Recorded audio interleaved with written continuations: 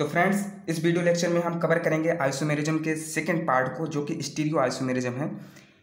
Structural isomerism को हमने इसके पहले वाले वीडियो में पढ़ाया है। जिन्होंने अभी तक वो वीडियो ना देखा हो, उस वीडियो का लिंक आपको हमारे वीडियो के डिस्क्रिप्शन में मिल जाएगा, आप वहाँ से जाके देख सकते हैं इसके पहले पार्ट का वीडियो। अब हम कवर करेंगे स्टीरियो आइसोमेरिज्म को, लेकिन स्टीरियो आइसोमेरिज्म की तरफ बढ़ने से पहले एक बार हम डिफरेंस देखना चाहते हैं कि स्ट्रक्चरल आइसोमेरिज्म और स्टीरियो आइसोमेरिज्म में क्या डिफरेंस है। अब इसके डिफिनीशन की तरफ बढ़ते हैं। स्ट्रक्चरल आइसोमेरिज्म की डिफिनीशन है, when the isomerism is due to difference in the arrangement of atoms within the molecules without any reference to space. ये मैंने ब्लैक पॉइंट से लिखा हुआ है, इसका कुछ खास मतलब है इसलिए हमने लिखा है, आप ध्यान देंगे इसमें। और स्टीरियो आइसोमेरिज्म की तरफ देखेंगे, when the isomerism is due to the different arrangement of atoms or groups in space. अब आप देखेंगे कि दोनों डिफिनीशन हमें सेम लग रही है, लेकिन सिर्फ ये जो मैंने ब्लैक में लिखा है कहीं ना कहीं ये जो उसमें एक डिफरेंस कॉज कर देता है। विदाउट एनी रेफरेंस का क्या मतलब है और विद रेफरेंस का मतलब क्या है, हम आपको इस वीडियो लेक्चर में समझाएंगे। अब देखिए, अगर मैं कोई कंपाउंड लिखता हूँ, जैसे लिखा है CH3 CH2, ठीक है, CH लिखा है, यहाँ मैं OH लगा दे रहा हूँ और यहाँ पर हो Br लगा दिया, ठीक है।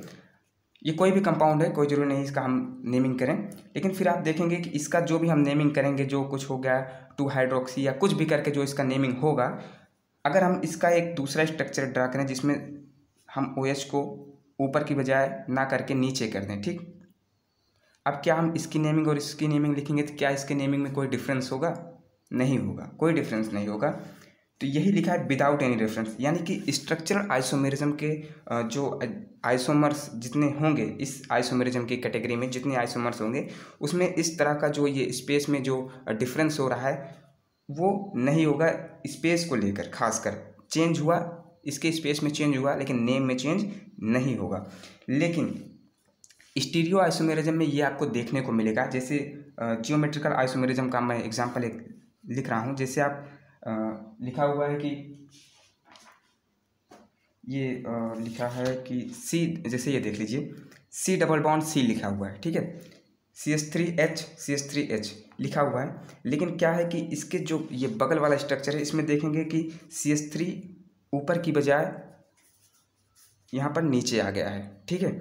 लेकिन क्या हुआ, सिर्फ इसके चेंज से इसके नाम में चेंज हुआ। देखिए, इसके इस नाम के आगे ये है, दोनों ब्यूटीन है, 2 ब्यूटीन ही है, लेकिन इस चेंज के कारण इसका नाम सिस 2 ब्यूटीन पड़ गया, इसका क्या हो गया, 2 ब्यूटीन हो गया, ठीक है। तो कहीं ना कहीं स्पेस को लेकर इसमें जो नेमिंग में चेंज हो रहा है, यही इसका खास इसको लिखने का खास मतलब यही है, जो स्पेस और विदाउट स्पेस लिखा है। अब आते हैं अपने मेन पॉइंट पे, जो स्टीरियो आइसोमेरिज्म को जो 2 कैटेगरी में डिवाइड किया गया, अब यही इसका मेन पॉइंट है। तो स्टीरियो आइसोमेरिज्म का जो पहला पॉइंट है जियोमेट्रिकल आइसोमेरिज्म। जियोमेट्रिकल आइसोमेरिज्म को सिस या ट्रांस आइसोमेरिज्म भी कहते हैं। तो आपको मैं पहले ही बता दिया हूँ, लगभग आप समझ चुके हैं कि इसमें जो भी आइसोमर्स होंगे, उसमें अगर ये जो कार्बन डबल बॉन्ड कार्बन है और उससे जो अटैच ग्रुप है वो अगर एक साइड होगा, तो उसका नेम सिस से लिखा जाएगा। सिस से मतलब आप सेम साइड समझ सकते हैं, एस से इसको रिलेट कर सकते हैं। दोनों ये जो मिथाइल ग्रुप है एक साइड है, जिसके कारण इसका नाम सिस 2 ब्यूटीन पड़ गया, लेकिन इसमें अलग डायरेक्शन इसका चेंज हो गया, CH3 ऊपर था, नीचे आ गया, ट्रांस हो गया। तो इस तरह के जो आइसोमर्स होते हैं, जो कहीं ना कहीं जैसे डबल बॉन्ड को लेकर या कार्बन कार्बन जो अलग अलग कार्बन्स हैं, उससे ग्रुप का जो अरेंजमेंट हुआ वो डिफरेंस होने के कारण, उसका डायरेक्शन चेंज होने के कारण उसके नेम में चेंज हो गया। लेकिन आइसोमर्स का मतलब ही होता है कि मॉलिकुलर फार्मूला सेम हो लेकिन स्ट्रक्चर डिफरेंट हो। तो आप वही देखेंगे, मॉलिकुलर फार्मूला दोनों का सेम है, लेकिन इसके स्ट्रक्चर में डिफरेंस है, और डिफरेंस होने के कारण इसका नेम चेंज हो गया। तो ये जियोमेट्रिकल आइसोमेरिज्म में आता है। लेकिन जियोमेट्रिकल आइसोमेरिज्म आप समझ सकते हैं हर कंपाउंड में ऐसे ही होगा, लेकिन फिर भी इसको आसान भाषा में समझने के लिए इसको 2 पार्ट में डिवाइड कर दिया गया। जैसे जियोमेट्रिकल आइसोमेरिज्म इन अल्किन, कहने का मतलब अगर ओपन स्ट्रक्चर होंगे, इस तरह के ओपन स्ट्रक्चर होंगे, तो उसको जो एल्किन जानते हैं डबल बॉन्ड उसमें होना जरूरी है, तो एल्किन नाम स्पेशल इसको दे दिया गया है। और ये ओपन स्ट्रक्चर जो होंगे उसको जियोमेट्रिकल आइसोमेरिज्म इन अल्किन की कैटेगरी में रखेंगे। लेकिन आपको कहीं साइक्लिक कंपाउंड्स मिलते हैं तो वो geometrical isomerism in cyclic compounds में आ जाएगा। लेकिन नियम आप देखेंगे कि दोनों नियम कहीं ना कहीं सेम ही होंगे। आप देखेंगे यहाँ CH3 एक साइड लगा हुआ है, HH एक साइड लगा हुआ है, तो CH3 ये जो दोनों ग्रुप है, मिथाइल ग्रुप है, एक साइड है, इसलिए इसका नाम देखिए सिस से होगा। और इसमें अलग है, तो इसका नाम ट्रांस से होगा। अब आते हैं स्टीरियो आइसोमेरिज्म के दूसरे कैटेगरी पर, जो कि ऑप्टिकल आइसोमेरिज्म है। ऑप्टिकल आइसोमेरिज्म में क्या होता है, ये ऐसे कंपाउंड्स होते हैं जिनके अंदर टेंडेंसी होती है प्लेन पोलराइज लाइट को लेफ्ट या राइट डायरेक्शन में रोटेट करने की।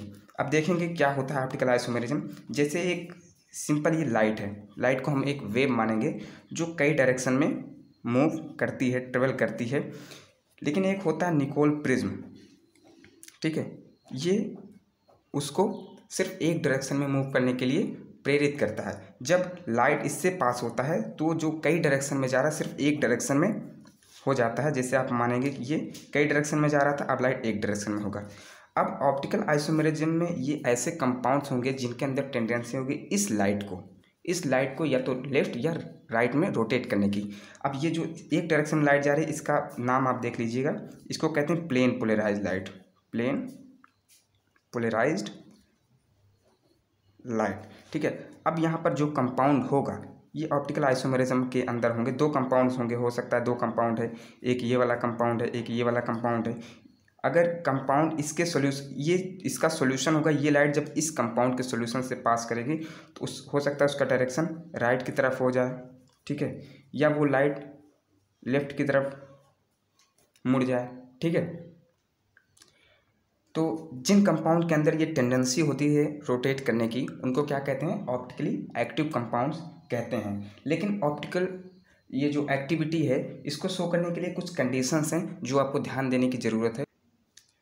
तो इसके लिए कंडीशन क्या है ये देखते हैं। लिखा हुआ है the necessary condition for a molecule to exhibit optical isomerism is that it should be dissymmetric. अब डायसिमेट्रिक क्या होता है, डायसिमेट्रिक होता है ऐसे जो कंपाउंड्स या कोई भी चीज़ ऐसा हो जिसमें प्लेन ऑफ सिमेट्री ना हो। अब कहने का मतलब ये है कि अगर आप ये प्लेट लेते हैं, ठीक है, ये समझ लीजिए प्लेट है, अगर हम इसको ऐसे बीच से काट देते हैं तो देखेंगे ये वाला स्ट्रक्चर भी सेम है, ये वाला स्ट्रक्चर भी सेम है। तो कहने का मतलब इसमें कहीं ना कहीं प्लेन ऑफ सिमेट्री है। लेकिन अगर हम कुछ ऐसा स्ट्रक्चर ले लें, जैसे अपने हाथ का स्ट्रक्चर ले लेते हैं, ठीक है, ये अपना हाथ का स्ट्रक्चर है, अगर हम इसको मिडिल से ऐसे काटेंगे तो देखेंगे कि दोनों साइड का जो हमारा स्ट्रक्चर है वो कहीं ना कहीं डिफरेंट, देखिए इसमें अंगूठा है इसमें नहीं है। तो कुछ अब जैसे हम स्क्वायर लेते हैं, स्क्वायर को भी अगर हम बीच से काट देंगे तो ये वाला भी स्ट्रक्चर सेम है, ये वाला स्ट्रक्चर भी सेम है, इसको हम एक दूसरे से इसे ढकेंगे तो ढक जाएगा, ठीक है। तो जो ये वाले जैसे जो कंपाउंड है जो इस तरह का सिस्टम नहीं शो करते हैं, कहने का मतलब उसमें प्लेन ऑफ सिमेट्री नहीं होती, जैसे अपना हाथ है तो उसको डायसिमेट्रिक कंपाउंड कहेंगे। लेकिन ये वाला जैसे है, ये वाले जो कंपाउंड्स हैं इनको एकाइरल कहते हैं। जो प्लेन ऑफ सिमेट्री शो करते हैं उनको एकाइरल कंपाउंड्स कहते हैं, जो नहीं शो करते हैं, जैसे अपना हैंड लिख देते हैं, हैंड है, ये प्लेन ऑफ सिमेट्री नहीं शो करता तो इसको कायरल इमेज कहेंगे। अब डायसिमेट्रिक इसलिए इम्पॉर्टेंट है, डायसिमेट्रिक इसलिए इम्पॉर्टेंट है क्योंकि जो एसिमेट्रिक कार्बन होता है वो कहीं ना कहीं डायसिमेट्रिक होता है। अब एसिमेट्रिक कार्बन क्या होता है इसको समझना बहुत ज़रूरी है यहाँ पर, क्योंकि एसिमेट्रिक कार्बन ही ये ऐसे कंपाउंड होते हैं जो ऑप्टिकल एक्टिविटी को शो करते हैं। अब देखेंगे आप कि ये लिखा है एसिमेट्रिक कार्बन क्या होता है, इसी को मैं यहाँ पर समझा रहा हूँ। एसिमेट्रिक कार्बन ऐसे कंपाउंड्स होते हैं, जैसे ये कार्बन है, ठीक है, एसिमेट्रिक कार्बन ये होता है कि जो इसमें चारों ग्रुप लगेंगे वो सेम नहीं होंगे, यानी कि चारों ग्रुप जो लगेंगे वो डिफरेंट होंगे। जैसे मैं यहाँ पर लगा रहा हूँ CH2 CH3, ठीक है, इस वाले बॉन्ड पे CH2 CH3 है, इस वाले पे लगा दे रहा हूँ CH2 CH3, इधर लगा दे रहा हूँ CH3, इधर लगा रहा हूँ Br। अब देखेंगे ये कार्बन जो है, चारों ग्रुप जो इससे अटैच हैं वो डिफरेंट हैं, ठीक है, कोई भी ऐसा नहीं है कि दोनों बॉन्ड पे सेम हो जाए। तो इस कार्बन को क्या कहते हैं, एसिमेट्रिक कार्बन, ठीक है, ये सिमेट्रिक कार्बन। तो ये ऐसे जो कंपाउंड में जिन कंपाउंड में एसिमेट्रिक कार्बन होगा वो उनके अंदर कहीं ना कहीं टेंडेंसी होती है ऑप्टिकल आइसोमेरिज्म को शो करने की, जो प्लेन पोलराइज्ड लाइट को लेफ्ट या राइट डायरेक्शन में रोटेट कर सकते हैं।